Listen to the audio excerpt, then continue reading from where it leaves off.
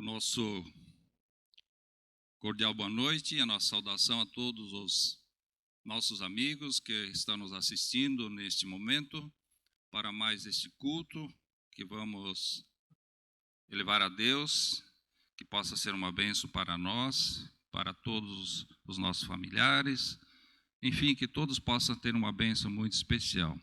Para que esse culto seja realmente abençoado pelo Senhor, nós vamos, neste momento, elevar uma prece ao nosso Deus.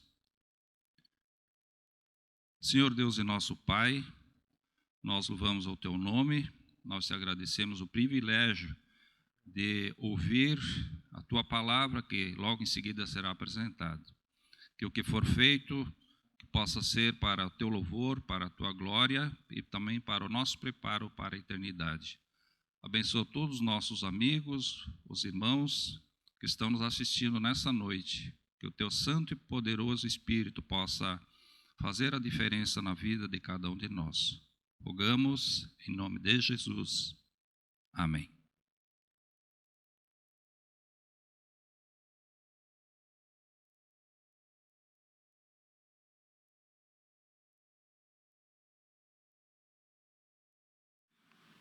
Neste momento iremos adorar o nosso Deus com o hino número 157, o Santo Espírito desceu do céu. Vamos todos cantarmos juntos adorando o nosso Deus.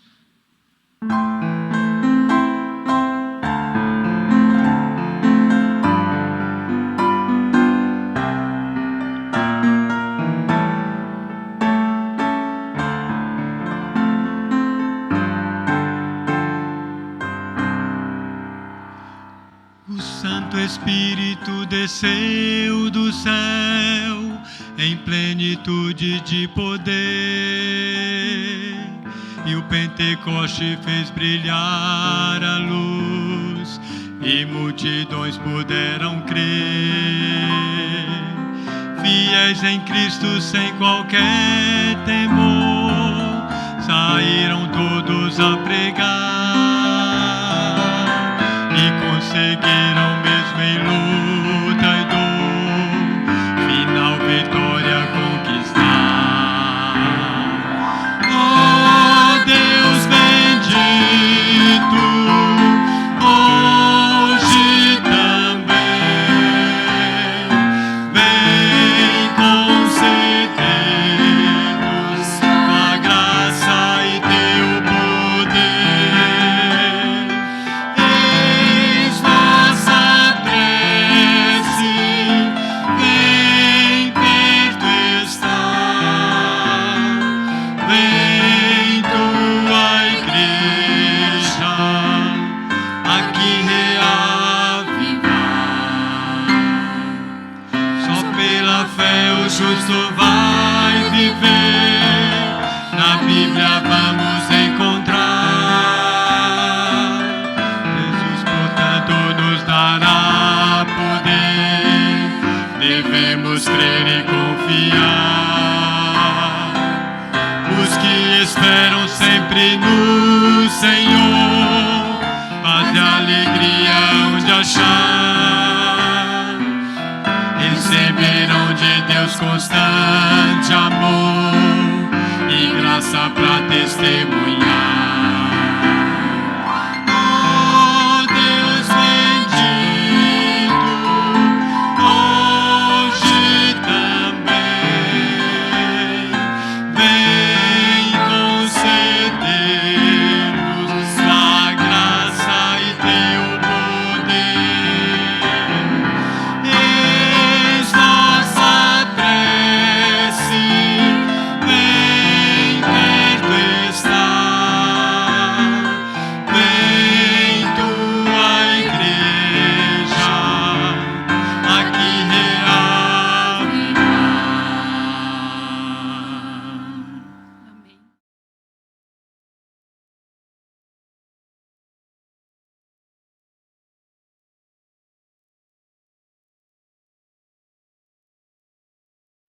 Que bom que você nos acompanha pela internet, este culto especial de domingo à noite.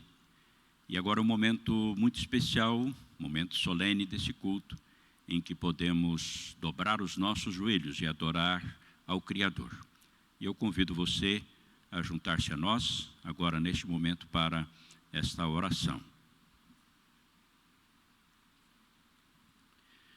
Santo, Santo, Santo, eterno Deus, Criador dos céus e da terra, nosso Criador, nosso Redentor, a Ti, Senhor, toda a honra, toda a glória, todo o louvor, hoje e por todos os séculos.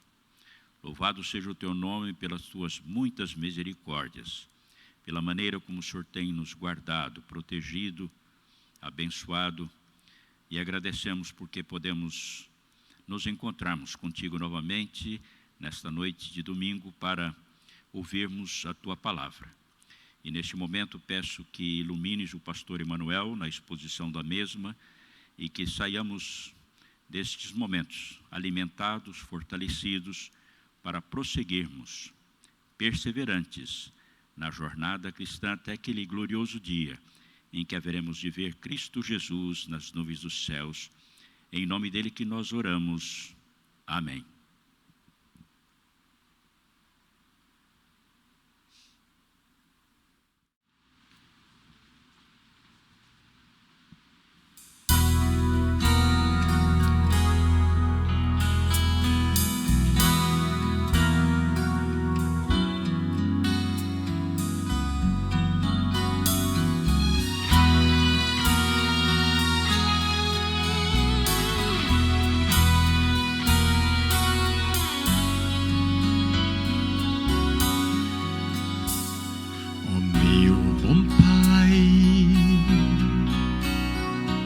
Estou aqui para te agradecer pelo teu amor, mas muitas vezes o decepcionei. Eu não quis te escutar e até te rejeitei, mas só uma vez. Eu vi meu pai correr uma vez. Foi quando eu caí, meu pai correu para mim.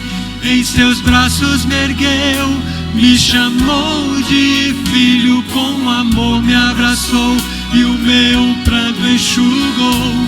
Com perdão em sua voz, disse: filho, eu ainda te amo.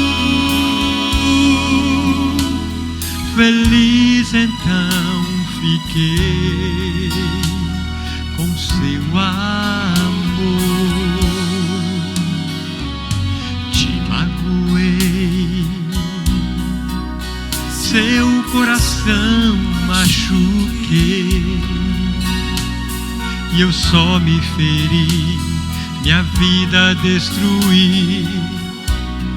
Mas numa noite eu lembrei do seu amor por mim e decidi voltar. De longe eu olhei e antes de chegar, eu vi meu pai correndo pra mim. Foi quando eu caí, meu pai correu para mim. Em seus braços me ergueu, me chamou de filho, com amor me abraçou e o meu pranto enxugou. Com perdão em sua voz, disse: filho, eu ainda te amo. Feliz então fiquei, em seus braços me lancei. Oh, que emoção! Meu pai correu pra mim.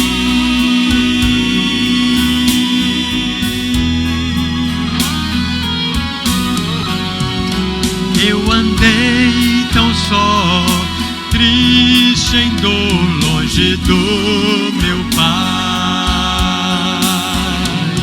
Mas hoje sei que Ele sempre me amou.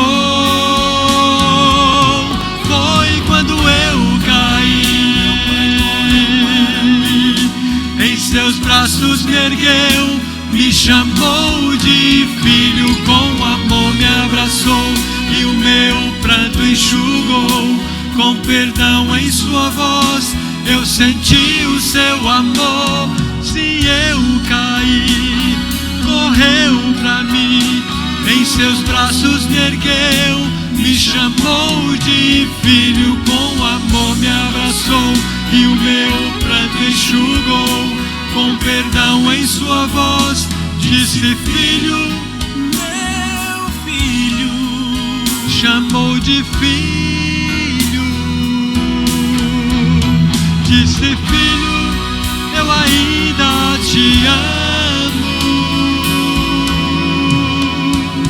Meu pai correu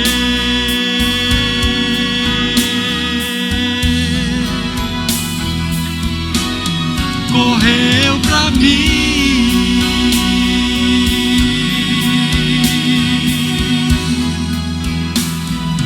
Com tanto amor.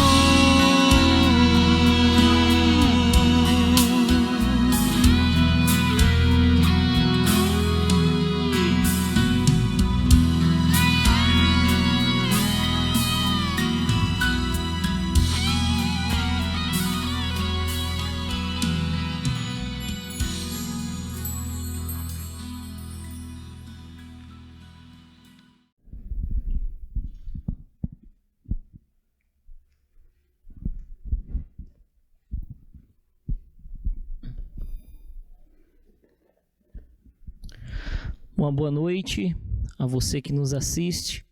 Quão bom e quão maravilhoso é estarmos na presença do nosso Deus, amém?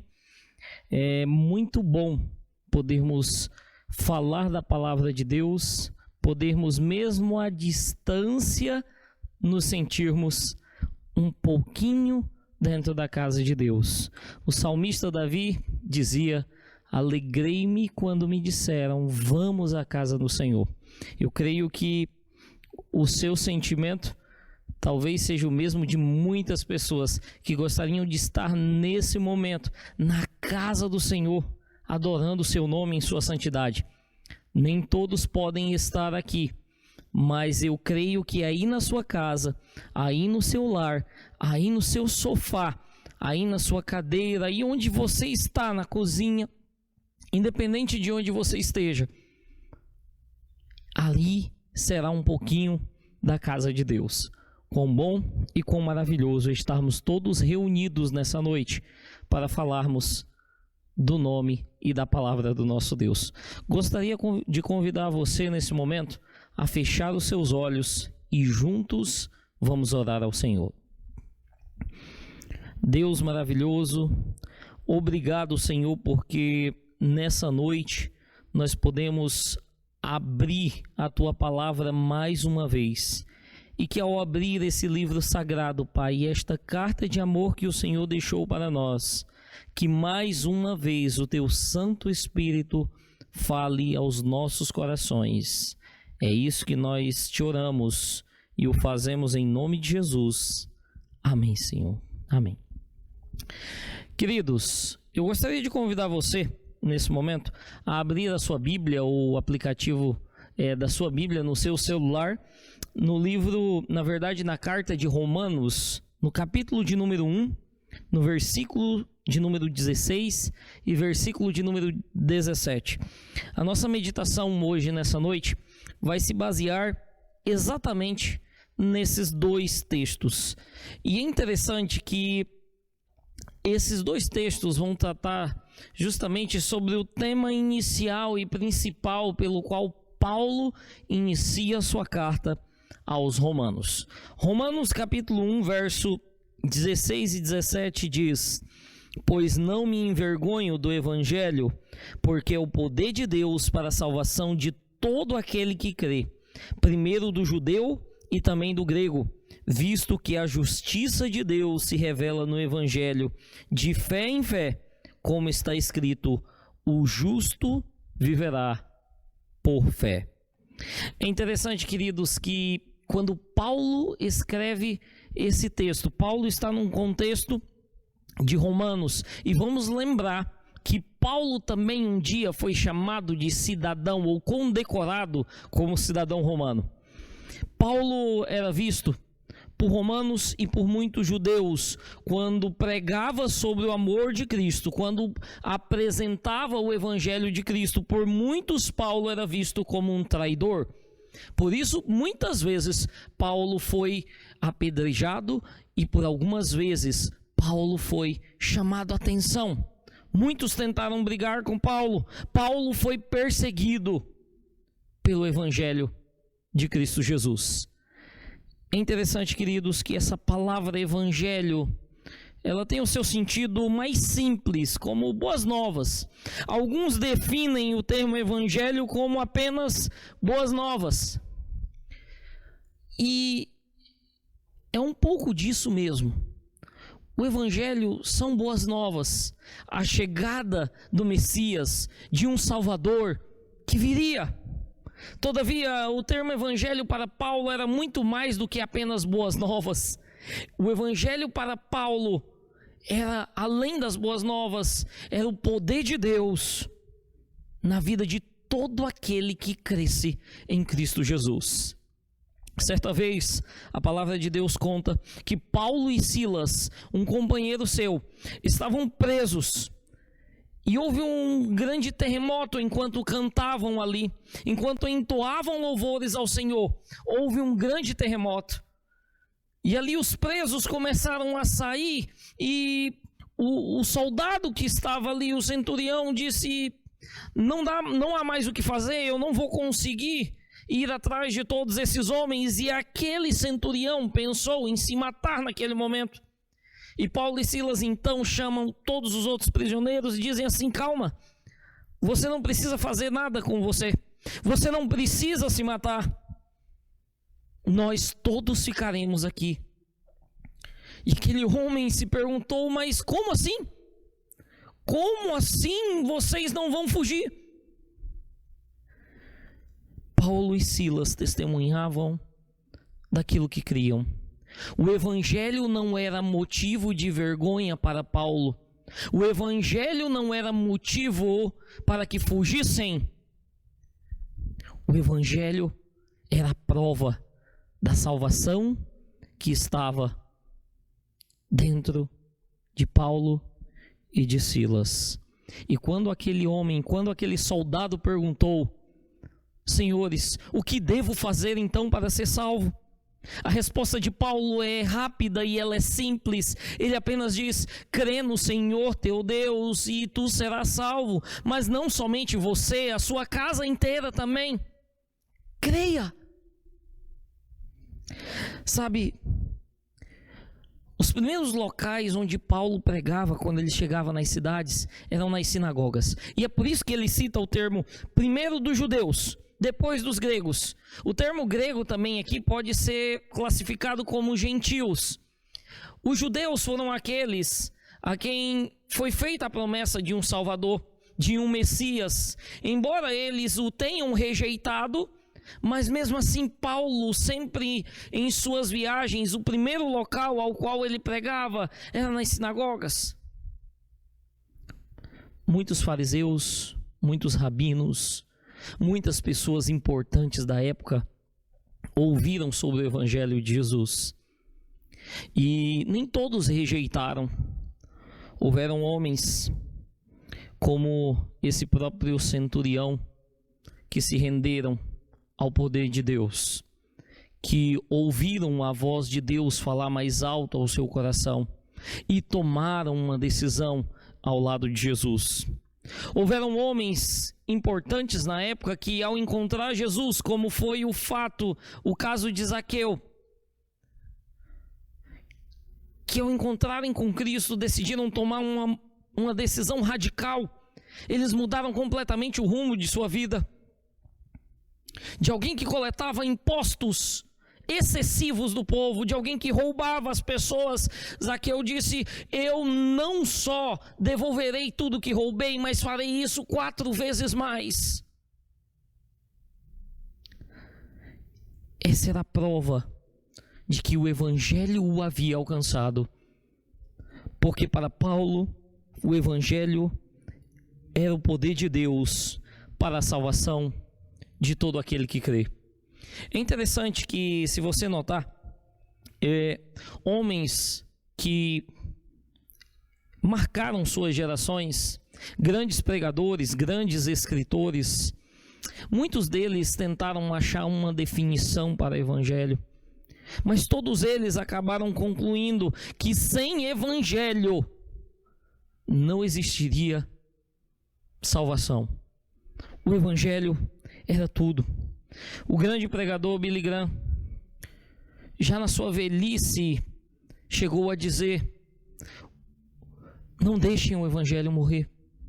Não deixem o Evangelho ser silenciado em suas pregações.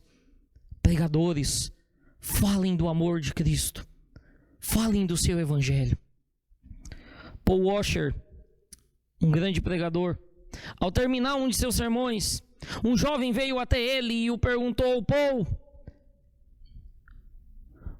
você está realmente certo? Por que as pessoas não entendem isso? O Evangelho realmente é tudo que nós precisamos. E Paul, olhando para aquele jovem, disse: não, meu jovem, o Evangelho não é apenas tudo o que precisamos, o Evangelho é tudo o que temos. O Evangelho não é apenas uma pregação, não é apenas um estilo de vida, o Evangelho é a própria vida. O Evangelho é Cristo Jesus. E tê-lo em sua vida é uma decisão que cada um pode tomar hoje mesmo. Para homens como Lutero, o Evangelho foi a disseminação da justificação pela fé. Para outros homens que fizeram a grande diferença no mundo, como John Wycliffe, o Evangelho foi a disseminação da Bíblia na linguagem comum, no inglês, em sua época. E quantos outros homens poderíamos falar, como Pedro Valdo e os valdenses, que espalharam essa mensagem por todo o mundo. Sabe, queridos, a serva de Deus, Ellen White, diz que o Evangelho nada mais é do que o cumprimento do chamado de Deus a cada um de nós. É a parte principal do grande conflito, que começa lá no Gênesis, quando o homem peca, mas a partir daquele momento há uma profecia messiânica, de que um dia o Messias viria e pisaria na cabeça da serpente, e essa profecia se cumpriu, quando Isaías diz: porque um menino nos nasceu, um filho se nos deu, e o seu nome será Maravilhoso Conselheiro, Deus Forte, Pai da Eternidade, Príncipe da Paz. Quando Jesus nasceu, queridos, e quando Jesus morreu, ocorreram fatos distintos, mas fatos que impressionaram a humanidade. Porque quando Cristo nasceu, segundo John Stott, um céu que estava escuro à meia-noite se tornou um céu claro. Houve um clarão no céu, onde anjos subiam e desciam, onde anjos cantavam, festejando a chegada do Salvador. E quando Cristo morreu, em pleno dia, as trevas inundaram aquela tarde. Sabe, queridos, eu não sei quem é Jesus para você. Eu não sei qual é a definição de evangelho que você tem tido em sua vida prática. Mas Paulo termina o texto dizendo: visto que a justiça de Deus se revela no evangelho, de fé em fé, como está escrito, o justo viverá por fé. Sabe, Paulo aqui está repaginando as Escrituras lá no Antigo Testamento.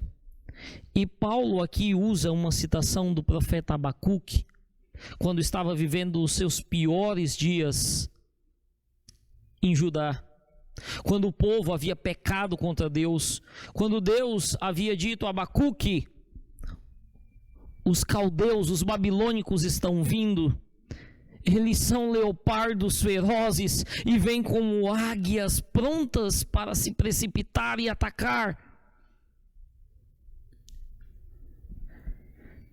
E quando Abacuque diz: Senhor, nós não morreremos, Deus diz para Abacuque: Abacuque, o justo viverá pela fé, pela sua fé. Sabe, queridos, o autor de Hebreus chega a dizer que a fé é acreditar naquilo que muitas vezes não vemos. Alguns chegam a dizer que fé é ver o invisível, é acreditar no incrível e por fim realizar aquilo que é impossível. Jesus fez isso. Jesus veio a essa terra e quando ninguém mais acreditava que pudesse haver salvação, Cristo veio a essa terra, sofreu as piores coisas e Ele sofreu tudo isso por você. Talvez você esteja pensando: mas eu passei por tantas injustiças nessa vida, Senhor. A pessoa que eu mais amava hoje não está comigo mais. Aquele filho que eu tanto esperei com tanto carinho no meu ventre nasceu deficiente. Por quê? Onde está a justiça dentro disso? Sabe, queridos, há muitas coisas que nós teremos respostas no céu. Mas eu lembro de uma história de um cego, quando Jesus diz que ele não estava cego, não era porque os seus pais, nem porque ele havia pecado, mas era para que se manifestassem nele as obras de Deus. Há muitos porquês, muitos poréns, muitas reticências em nossa história, mas uma coisa é certa: Cristo veio a essa terra, deixou o seu trono e morreu por mim e por você. E se preciso fosse, Cristo faria isso quantas vezes fosse preciso para salvar a você. O que é o Evangelho? Qual é o sentido do Evangelho para você? Tem você sentido e testemunhado do poder de Deus em sua vida? Eu espero que, em nome de Jesus, a palavra de Deus nessa noite tenha penetrado como uma flecha aguda em seu coração. Que essa flecha não sirva para que você perca todas as suas esperanças e tenha a sua fé morta, mas que a mensagem do Espírito Santo para você tenha tocado o seu coração de tal forma que já não viva mais o seu eu ou o meu eu, mas que Cristo viva em você. Quem é Jesus para você? Se você não sabe, convide-o nessa noite para estar junto com você. Convide-o para estar junto com a sua família nesse momento. Eu não sei aonde você está nesse momento, mas talvez você deva estar no sofá da sua casa, ou talvez na cozinha, ou talvez dentro do seu carro. É com você mesmo que Jesus quer se encontrar nessa noite. Quer você dar um lugar para Cristo em sua vida? Gostaria de terminar a mensagem de hoje com um texto também que está no livro do Apocalipse, no capítulo 3, no versículo 20, onde, no verso 19 e no verso 20, onde Cristo diz: eu repreendo e disciplino a todos aqueles que eu amo.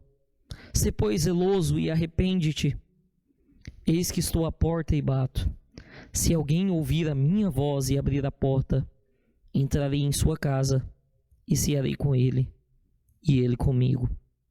Ao vencedor dar-lhe-ei o direito de sentar-se comigo no meu trono, assim como eu também venci e me sentei com meu Pai no seu trono. Cristo faz um convite para você nessa noite. Em primeiro lugar, ele diz: sabe, filho, muitas vezes talvez você esteja chateado comigo, porque muitas vezes você foi repreendido pelas minhas palavras na Bíblia Sagrada. Mas saiba que todos aqueles a quem eu repreendo, eu faço isso porque eu os amo. Na verdade, é a maior forma de demonstrar o meu amor por você.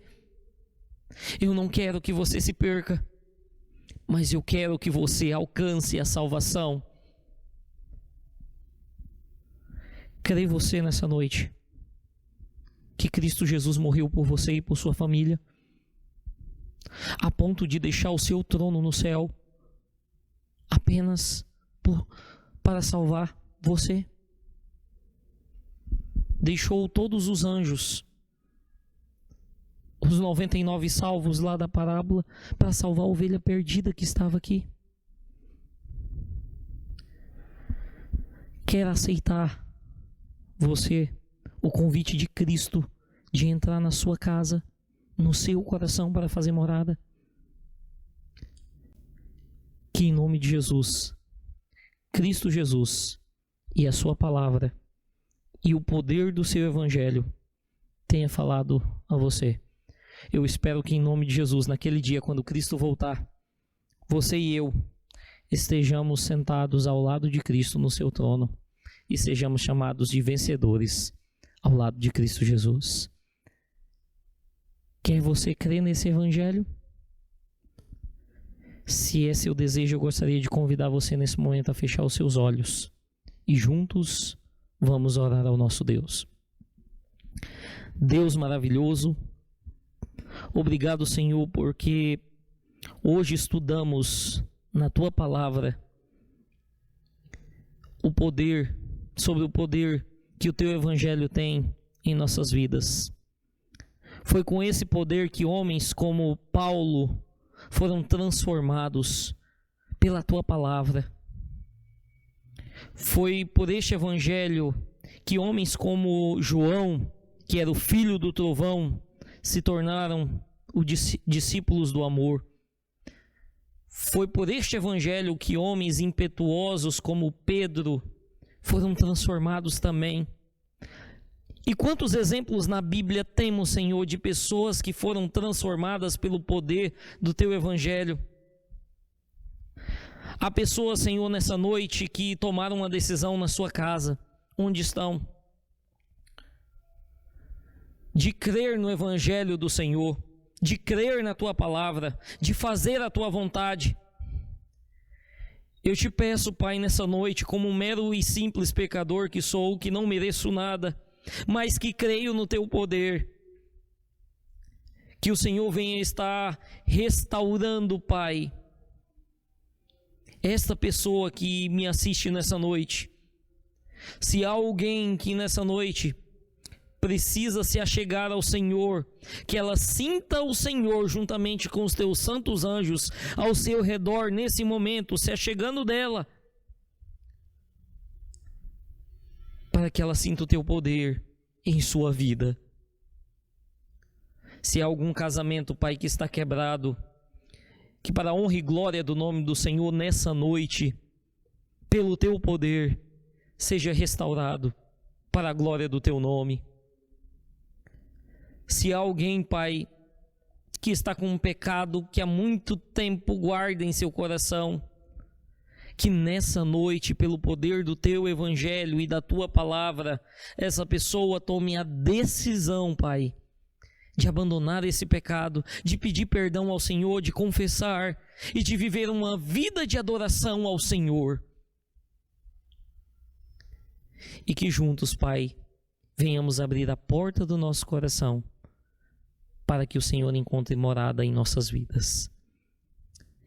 É com este desejo que nós terminamos essa oração, porque ela vai assinada no nome do nosso Salvador e Senhor Jesus Cristo. Amém, Senhor. Amém.